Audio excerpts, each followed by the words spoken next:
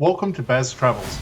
After driving 14,826 kilometers through 24 states and Washington DC, I've seen rocket launches to the Grand Canyon and Hoover Dam. I've explored Route 66, ghost towns, deserts, snow, and beaches on both coasts.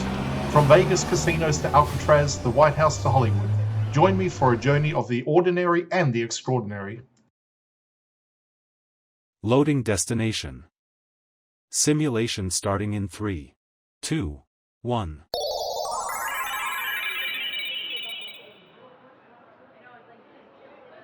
To look around, move your phone or tablet. Click and drag if on a computer or move your head if using a VR headset. Please like and subscribe. The river market in Kansas City, Missouri feels alive because it is tied directly to the land just beyond the skyline. The produce here does not arrive from distant distribution hubs. Much of it comes from farms within Missouri and eastern Kansas, often harvested shortly before it reaches these stalls. That short distance shapes what you see and taste. North and east of Kansas City, river valleys cut through fertile ground that supports a wide range of crops. Clay-rich soils produce tomatoes, peppers, sweet corn, squash, and leafy greens through the warmer months. Small family farms drive much of this supply. Many of them grow heirloom varieties that rarely survive large-scale shipping networks. At the river market, those crops move straight from grower to customer. Across the state line in Kansas, orchards contribute apples, peaches, and berries as soon as they reach peak ripeness. During summer mornings, trucks roll in early, unloading crates before the crowds build.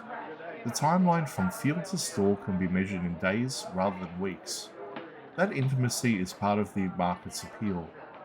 Seasonality defines the rhythm here. Spring brings greens and early strawberries. Summer fills tables with melons, cucumbers, and tomatoes. Fall introduces pumpkins, apples, and root vegetables. Winter shifts the balance towards preserved goods, meats, baked items, and greenhouse-grown produce.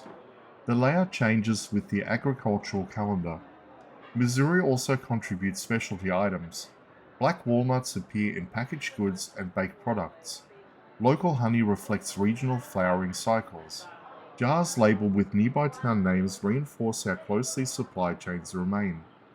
Even meat sold here often come from livestock raised within driving distance of the city.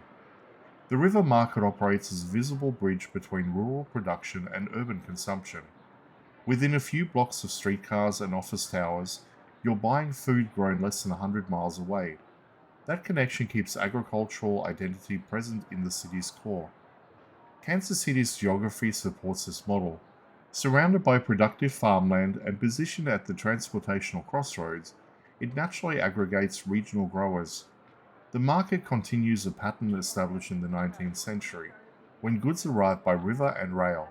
Today the focus is local food, but the function remains similar.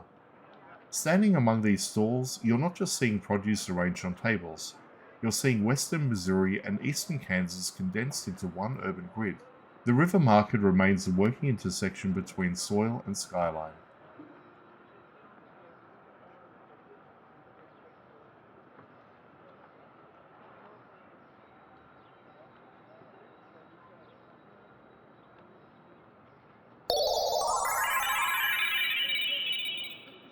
Simulation terminated. Please comment, like and subscribe.